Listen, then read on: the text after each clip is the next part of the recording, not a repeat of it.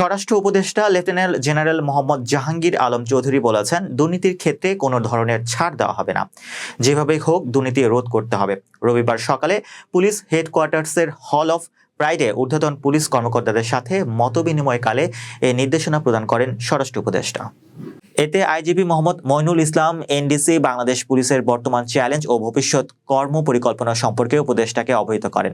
এ সময় তিনি বলেন, প্রয়োজনীয় সংস্কারের মাধ্যমে বাংলাদেশ পুলিশ বাহিনীকে ফোর্স থেকে সার্ভিসে পরিণত করার উদ্যোগ গ্রহণ করা হয়েছে। সভায় উপস্থিত ঊর্ধ্বতন পুলিশ কর্মকর্তাগণ বিভিন্ন প্রস্তাব তুলে ধরেন। স্বরাষ্ট্র উপদেষ্টা উত্থাপিত প্রস্তাবসমূহ পর্যায়ক্রমে বাস্তবায়নের আশ্বাস প্রদান করেন।